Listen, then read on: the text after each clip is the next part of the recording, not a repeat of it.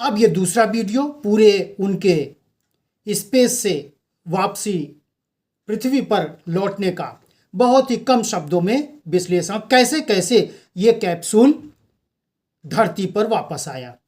पहले स्टेप कुल 13 स्टेप का है। पहला स्टेप, ड्रैगन कैप्सूल, जैसा अभी मैंने पहले वीडियो में बताया था, ड्रैगन कैप्सूल स्पेस स्टेशन से अलग हुआ, यानी 18 मार्च 2025 को 10:27 पर।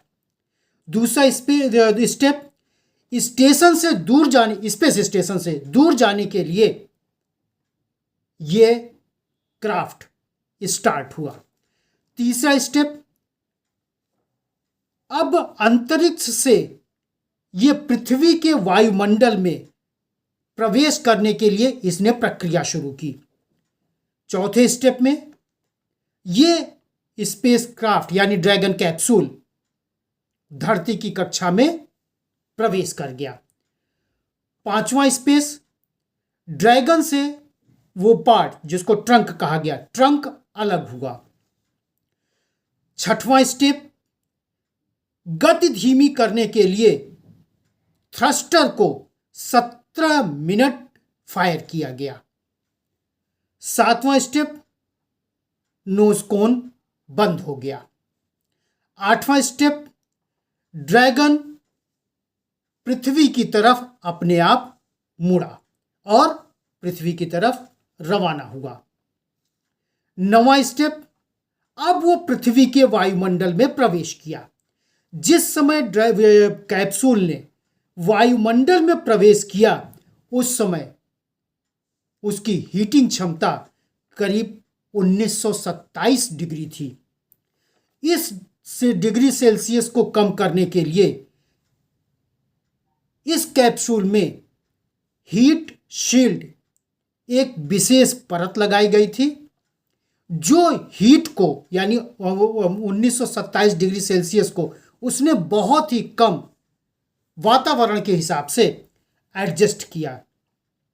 10वां स्टेप, चूंकि अब वायुमंडल पृथ्वी के वायुमंडल में प्रवेश कर चुका था, 5700 मीटर की ऊंचाई पर इस ड्रैगन के 2 पैराशूट खुल गए। 11वां स्टेप्स, फिर 2000 मीटर की ऊंचाई पर 2 और यानी 4 के चारों पैराशूट इसके खुल गए। 12वां स्टेप, कैप्सूल अमेरिका के फ्लोरिडा तट पर समुद्र में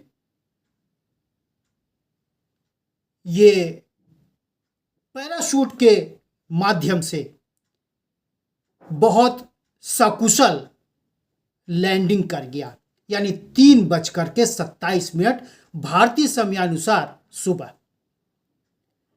13वां और अंतिम स्टेप, चूंकि अब लैंड कर गया, जहाज के जरिए कैप्सूल को तट पर लाया गया। ये 13 स्टेप में पूरा का पूरा अंतरिक्ष स्टेशन से लेकर के पृथ्वी पर यानी जहाज पर, पृथ्वी पर इस चारों अंतरिक्ष यात्रियों को सकुशल पृथ्वी पर लाया गया।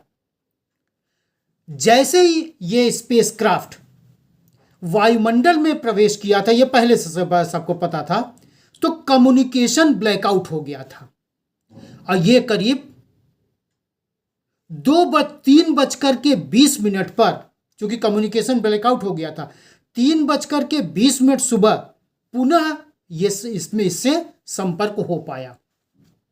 अब हुआ क्या क्या, सुनीता विलियम्स ने और बिच बिलमोर ने करीब 900 घंटे का रिसर्च किया।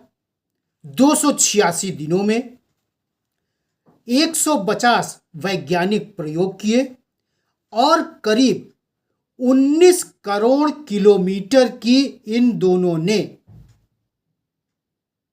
स्पेस स्टेशन पर रहते हुए 286 दिनों में अंतरिक्ष की यात्रा की। पृथ्वी पर लौटने से पहले ये जो क्राफ्ट की गति थी 27,359 किलोमीटर प्रति घंटा थी और इस 286 दिनों में ये स्पेस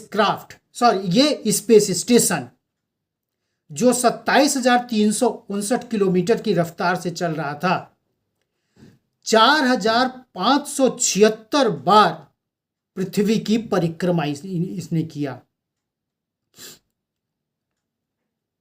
जैसा कि मैंने बताया था कि ड्रैगन की स्पीड 27,359 किलोमीटर थी, जिसको कि पैराशूट के माध्यम से सकुशल लैंडिंग कराया गया। तो ये 2 वीडियो हमारे बहुत ही कम शब्दों में एक अदम्य साहस, सकारात्मक सोच, मानसिक संतुलन की एक अटूट और अलग की मिसाल हमारे सामने पेश करता है कि किसी भी परिस्थिति में हमको अपनी सकारात्मकता सोच, अपने विल पावर को कभी खत्म न होने देना चाहिए। समय लग सकता है, परिस्थिति बद से बदतर हो सकती है, यानी इतना भी हो सकता है कि एकदम निराशा की पराकाष्ठा हो जाए कि अब कुछ होने वाला नहीं है, लेकिन